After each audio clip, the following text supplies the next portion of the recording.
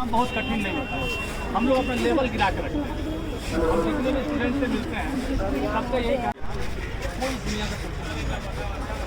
उसके बाद बेंगलोर में थे और बेंगलोर में बीपीएससी से लेकर कोई किताब हमारे में कमी है, एग्जाम में कमी नहीं है। ठीक है, कुल मिला के कितने लोगों को लगता है कि जिनका एज अपडेट मतलब है तो IAS बन सकता है, करने के लिए सिर्फ किताब पढ़ना है और कुछ करना है क्या। और यही किताब है जो काम करते हैं और बहुत सारी सुविधाएं मिलती है। इसलिए सुविधा नहीं पाते हैं, लेकिन आप किसी अपने फादर मदर से प्रॉपर्टी वो करते हैं, मतलब पूरे और उसके लिए क्या करना है, पढ़ना साइकोलॉजिकल है।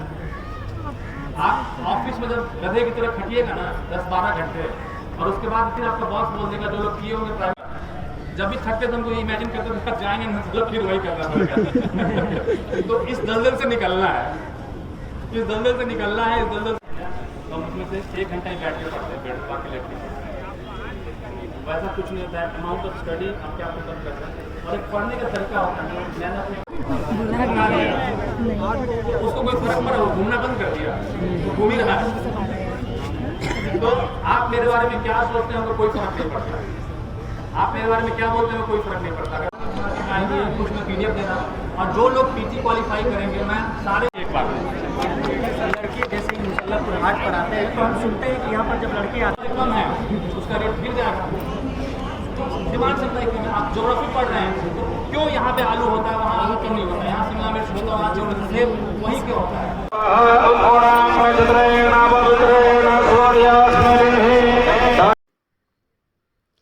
तो फ्रेंड्स अभी तक जो आपने वीडियो देखी वो कुछ छोटी छोटी क्लिप्स थी जो मैंने ये सर की जो NIT घाट में मीटअप हुआ था वहाँ पर ली थी, क्योंकि सर को मैं भी सुन रही थी तो ज़्यादा कुछ क्लिप्स ले नहीं पाई थी।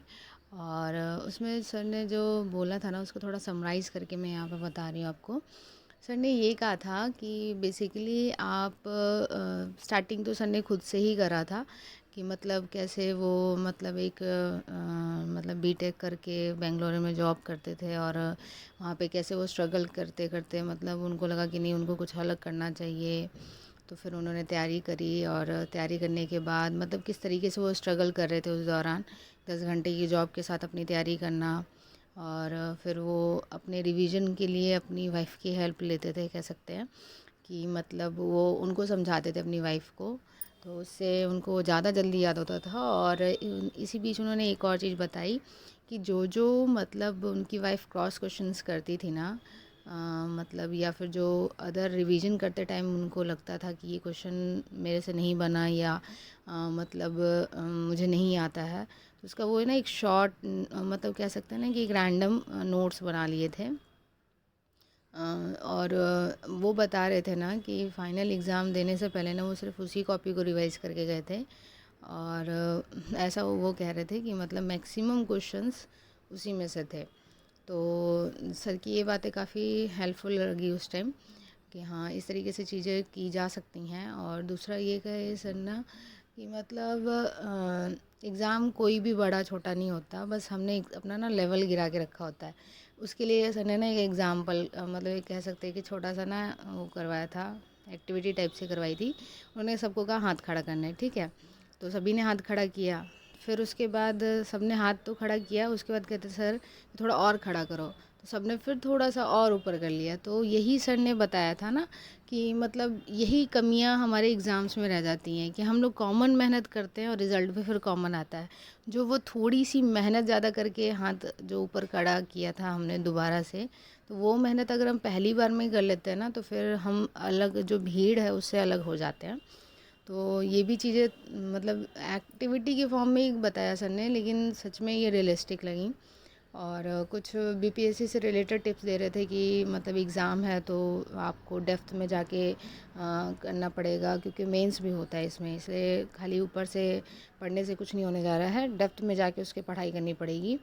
और लास्ट में सर ने कुछ क्वेश्चंस आ रहे थे बच्चों की रिवीजन कहाँ से करें, कौन से नोट्स लें, इस तरीके के, तो उसके लिए घटना चक्र वगैरह बताया था सर ने। और लास्ट में कुछ चीज़ें बोली थी कि आप मेडिटेशन ज़रूर करें अगर आपको पढ़ा हुआ याद नहीं रहता, तो उससे चीज़ें थोड़ी सी ज़्यादा मतलब देर तक रिटेन हो पाती हैं। कुछ यही चीज़ें थी जो मेन थी जो सर ने डिस्कस करी थी। तो फ्रेंड्स, वीडियो अच्छी लगी हो तो लाइक करिएगा, चैनल को सब्सक्राइब करिएगा एंड थैंक यू फ्रेंड्स।